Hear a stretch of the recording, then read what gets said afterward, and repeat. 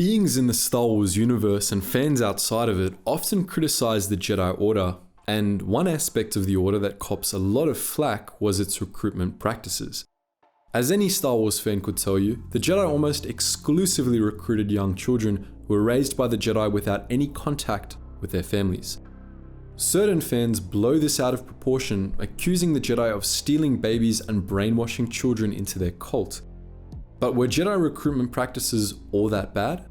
No, quite the contrary. Within the climate of the Star Wars universe, the Jedi were right to recruit the way they did.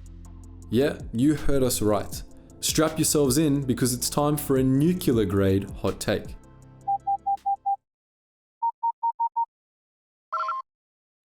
Attention, Sergeant on deck! A few weeks ago, Star Wars fans were treated to an unexpected gift from BioWare, another glorious Old Republic cinematic trailer. This trailer, titled Disorder, follows a Jedi Knight and his Padawan as they attempt to stop Darth Malgus from claiming a holocron containing the locations of Force sensitives the Jedi Order chose not to recruit. One such Force sensitive was the Padawan's brother, from whom she was separated when the Order recruited her. Malgus exploits this to weakness the Padawan's resolve, ultimately allowing him to get away with the holocron. The trailer presented sharp criticism of the Jedi's supposedly cruel recruiting practices, which split up siblings and seemingly gave them no say in the matter. Consider that for a few moments, however, and the holes in the argument start to show. The children shown in the trailer weren't separated because the Jedi were cruel, nor, as Malgus claimed, because they were elitists who saw themselves as the arbiters of right and wrong. The Jedi recruited one sibling and not the other because the boy showed minimal Force sensitivity and just didn't meet the requirements. If you consider that wrong, then what, dear viewer, would you propose the Jedi do instead? Recruit the boy out of sympathy so that he can flunk out of Jedi training or get himself killed during it? Recruit neither sibling and let their numbers atrophy while the Sith grow in strength? More likely, you'd propose that the Jedi either recruit older beings or allow the siblings to stay in contact. We'll get to the age question in a bit, but let's address that second point for now. You probably already know the reason why Jedi are discouraged from contact with their families once they're recruited, to prevent them from forming emotional attachments. But the trailer itself shows us why that was absolutely necessary. The Padawan in the trailer already had an emotional attachment with her brother. By the standards of the Clone Wars, she would have been considered too old to be recruited for this reason. But because of that emotional attachment, she hesitated in a crucial moment, and Darth Malgus got away with a list of vulnerable children and their locations. Her attachment clouded her judgment and got in the way of her duty, and because of that, a cult of genocidal maniacs got an opportunity to snatch children and shape them into violent psychopaths. Before we continue, let's set the record straight on what Jedi recruitment practices actually were. There are a lot of stories about Jedi recruitment going around, many of which have no basis in the lore whatsoever. The Jedi did not, for example, just snatch up children whenever they liked. In fact, Jedi doctrine forbade them from taking children without the express consent of their parents. There are no examples in legend or canon of this rule being broken or of Jedi using the Force or intimidation to pressure parents to consent. They didn't really need to. It was seen as an honor to give one's child to the Jedi Order, at least for most of galactic history. Once a child was taken in by the Jedi, they were taken to the Jedi Temple where their minds were opened to the Force. This was a necessary first step before training began, and it was a point of no return for the child. Once the Force was awakened within a being, they need to learn how to control it. Younglings whose minds had been opened to the Force became Jedi initiates and were taught the basics of being a Jedi from the moment they became cognizant to their early teens, at which point they were either made Padawans, sent off to the service corps, or politely asked to leave the Order. Initiates who reached the stage were also allowed to leave the Jedi Order whenever they wished, as were Jedi of higher ranks. This wasn't always how Jedi recruitment worked, however. Once upon a time, the Jedi had recruited pretty much any Force sensitive, including adults. In those days, rules regulating attachment were much less strict, and Jedi were allowed to retain contact with their families or even start families of their own. Then the Great Sith War happened. During that terrible conflict, the Jedi turned Sith Lord Exar Kun recruited thousands of young Jedi to his cause with promises of a new golden age, driving them to strike down their masters and turn on their fellow Jedi.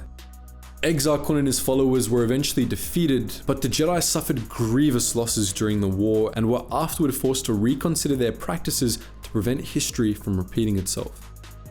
Many of the Jedi who joined Exar Kun had joined the Order late, such as the apprentice Nyama.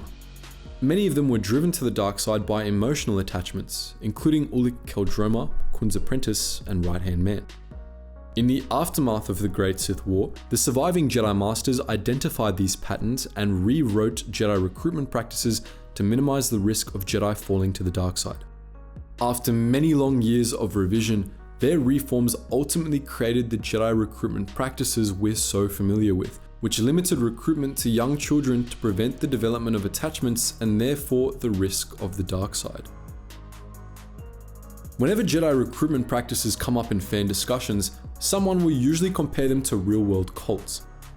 In our world, recruiting exclusively children, discouraging them from maintaining ties with their families, and raising them to follow your code would be extremely sketchy. Here's something important though. The Jedi do not exist in our world. Rather, they lived in a dystopian universe in which certain beings were born with a connection to an all-powerful supernatural life force and had to choose between living as stoic monks or becoming bloodthirsty maniacs. Their circumstances were incomparable to anything we have in our world, and this cannot be ignored when discussing Jedi recruitment practices. Consider attachments, for example. In the real world, emotional attachments are a healthy thing. They can lead to poor judgment now and again, but having an attachment in real life is a low-stakes affair. There's usually no real danger to it. This was not the case for Force sensitives. Those whose minds were open to the Force were locked in a constant battle between light and dark, between following the will of the Force and allowing one's selfish desires to overcome their rational judgment. Their choices made had a significant impact not only on themselves, but everything around them. Anything that could lead Force sensitives to the dark side was incredibly dangerous. The power of the dark side was as addictive as the most potent of real-world narcotics. Those who started using only a little tended to become wholly consumed by its corrupting influence. The dark path led Force sensitives to become monsters, driving them to do terrible things in the name of power. The dark side was a threat to life itself, something that had to be suppressed by any means necessary. Force sensitives had to lead highly disciplined lives to avoid falling into this trap. By far, the biggest reason Jedi fell to the dark side was emotional attachments. By their very nature, emotional attachments strongly encourage beings to prioritize their loved ones, even over the greater good. While this was all well and good for most people, for Force sensitives, this meant going against the will of the Force, which is to say using the dark side. Jedi had to preclude attachments as a matter of necessity. After all, failing to do so had resulted in horrible tragedies in the past. For the Jedi, becoming emotionally attached to someone was to risk becoming a mass-murdering Sith Lord, and not having attachments was a small price to pay to reduce the numbers of Jedi who fell to the dark side. At the same time, it was important for the Jedi to actually recruit in substantial numbers. Unlike for Darksiders, numbers were a source of strength for followers of the light, and the Jedi needed to maintain a constant vigil to prevent the dark side from upsetting the balance of the Force. Occasionally, the dark side took root on its own, and when it did, the light side needed an army ready to stop it. Thus, the Jedi had two uncomfortable conditions to work with. They had to recruit, and they had to prevent their recruits from forming emotional attachments. Within these conditions, which were unchangeable facts of the Star Wars universe, recruiting young children and severing them from their families was the only option. It allowed the Jedi to prevent their younglings from forming attachments before they became teenagers, which significantly reduced the risk of those younglings falling to the dark side later in life. They were taken from their families before they were conscious enough to develop lasting attachments and raised in a sterile environment, the Jedi Temple, where they would receive positive reinforcement and guidance by Jedi Masters. Technically, the Jedi Order didn't actually forbid its students from making contact with their family members, but it strongly encouraged them to avoid doing so. This approach worked. These stricter practices dramatically reduced the number of Jedi who fell to the dark side and prevented the rise of fallen Jedi as powerful and terrible as Exar Kun and Ulic Qel-Droma.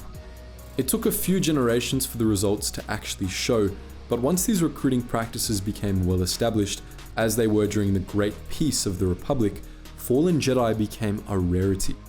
This likely saved untold billions of lives all over the galaxy, all because of some changes to Jedi doctrine. It just goes to show that the Force wasn't something to be trifled with. It was hardly pleasant business, but Jedi doctrine concerning recruitment was effective and relatively painless for all parties involved. Would it be acceptable in our world? No, but we don't have the Force to factor into our judgments. Anyway, what do you think? Do you agree with our assessments, or are you ready to burn us at the stake? Let us know in the comments section below, and as always guys, thank you so much for watching, and I hope to see you in the next video.